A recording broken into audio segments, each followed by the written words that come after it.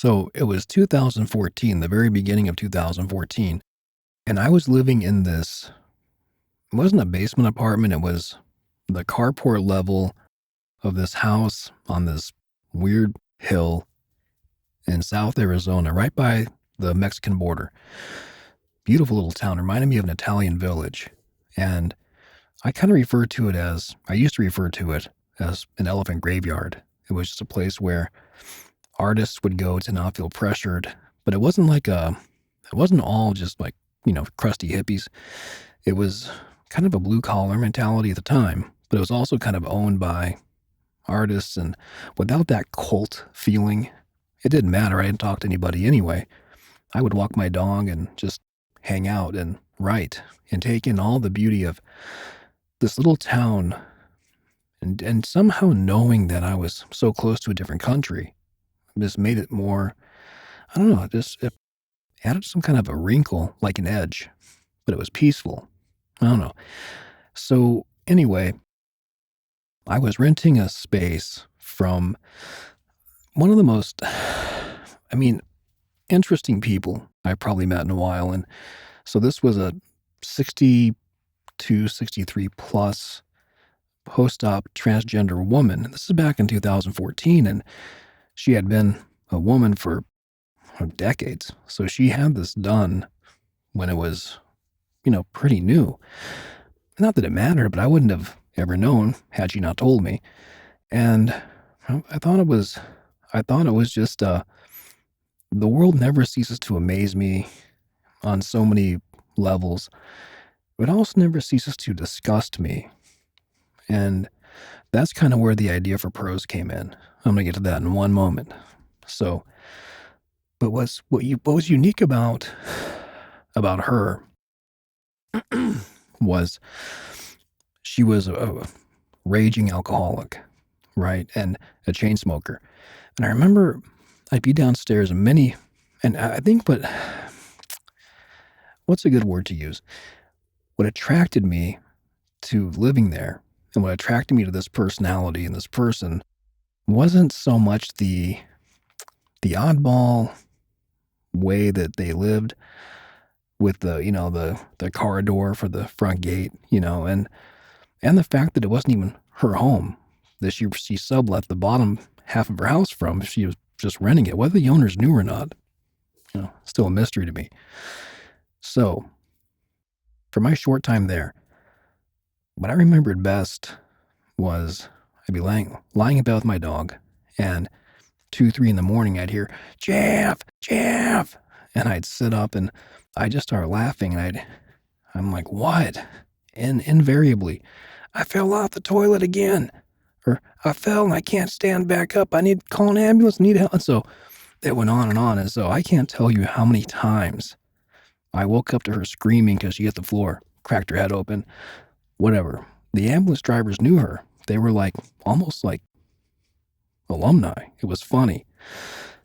So, being how I was lying in bed one day, and I was just daydreaming, just drifting, and I was thinking it was a matter of time before I was 42 and renting out the basement digs of a 1970s San Francisco post-op transgender woman who's an alcoholic and chain smokes and cracks her head open every few days. So I kind of, I reveled in that displacement, right? So also was slightly ashamed of not having a marriage or a family or a real car or a mortgage, but that all passed. So what I got a phone call from my buddy in Seattle, and I had written a book for his clothing company, and he hooked me on to write the book. One, because I met his family and him and just loved him, positively fell in love with him. But his hook to get me to write the book was, I asked him, I go, a book about clothing company. Have you read my stuff? You know what I write, right? I'm a novelist, not a biographer, and my stuff's not exactly family friendly. Let's just call it what it is. And he goes, no, but he goes, I think you can do it. And he goes, and there can be no profanity. And I love a challenge. So I said, all right, it, I'll do it. And I did it. So we stayed friends, and his family became like my family. And I went down to Arizona.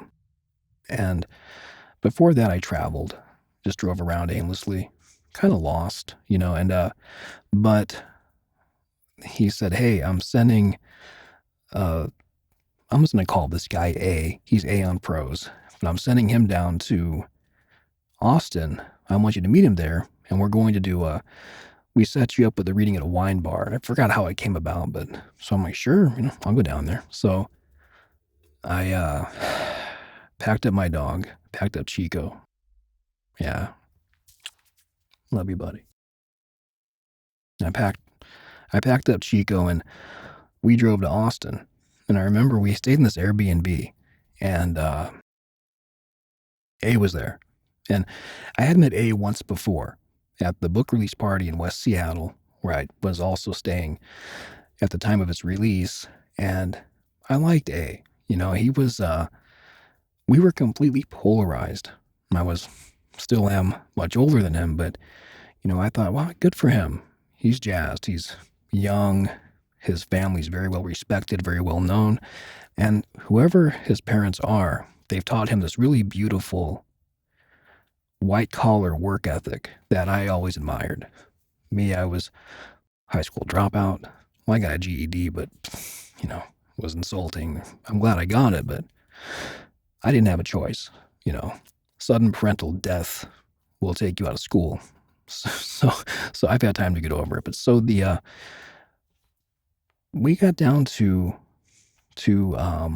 Austin, got the Airbnb, and I remember we met up with my ex-girlfriend down there, and the three of us just got hammered, and we went back to the Airbnb, and I remember he and I were drinking, and at that point he didn't know that I was a writer. He knew that I wrote this book, but I happened to have some paperbacks on me for her, like 4 of my novels and a short story book or something. And so we were talking about that. He didn't know that I was, I didn't advertise. I had a website, but no one cares. No one cared at the time. So I remember we kept drinking. We kept drinking and drinking. And so the next day I dropped him off at the convention center. Now he was down there to promote an app.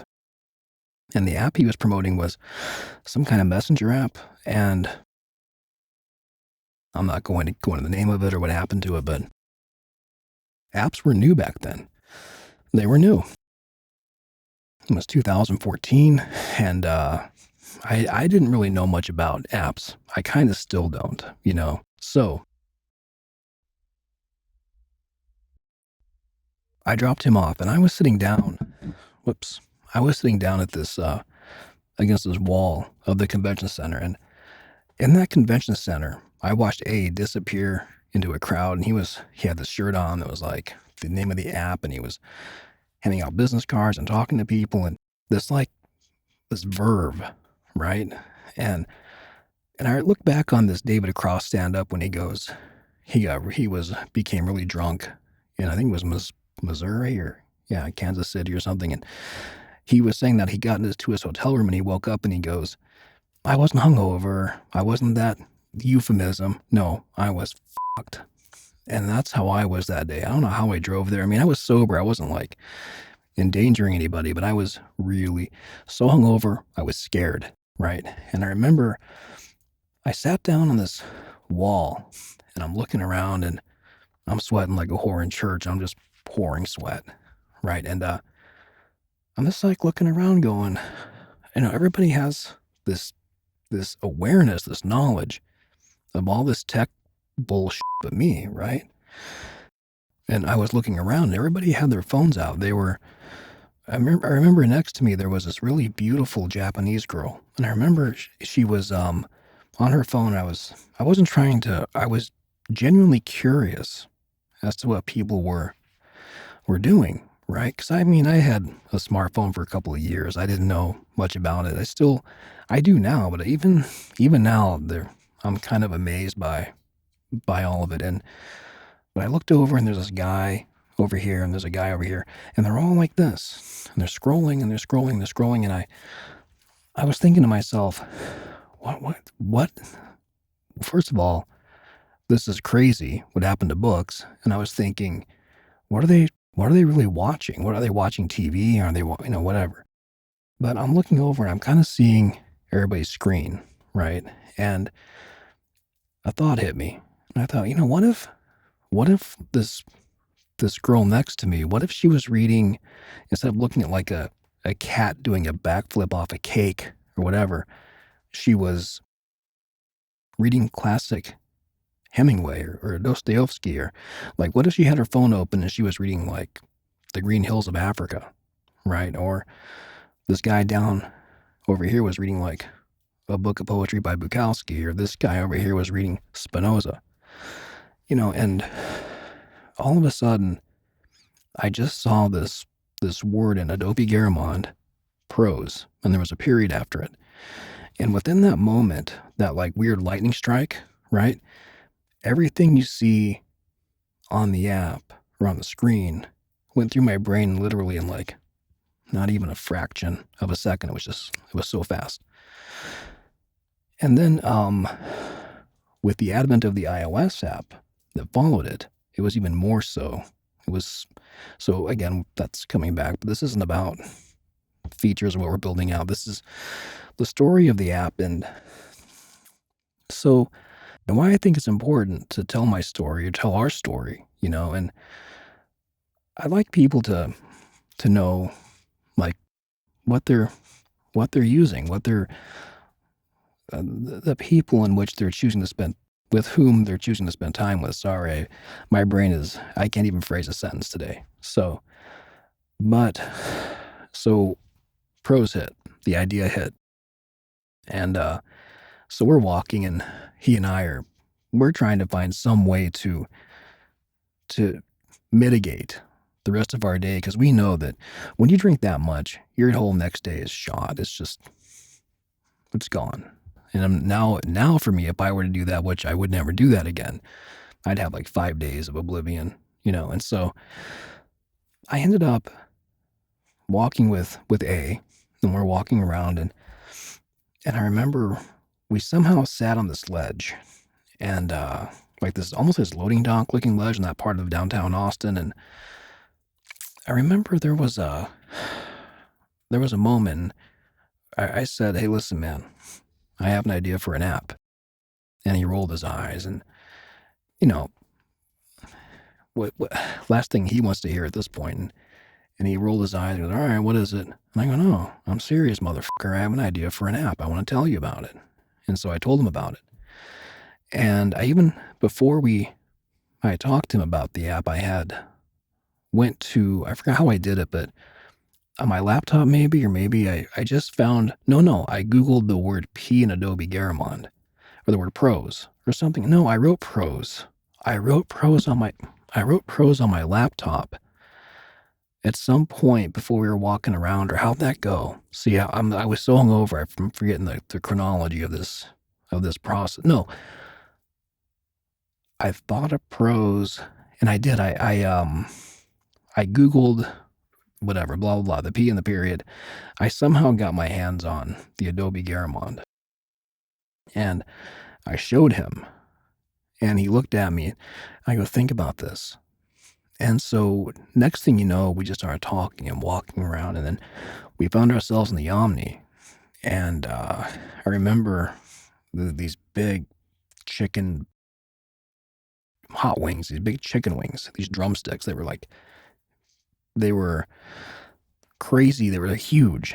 And we started talking about prose. And pretty soon he called to Seattle. But I remember thinking to myself, this could be something. And I started like flashing back to like the point in time, laying in that bed in Arizona, and hearing my drunken landlord fall over herself and crack her head open, and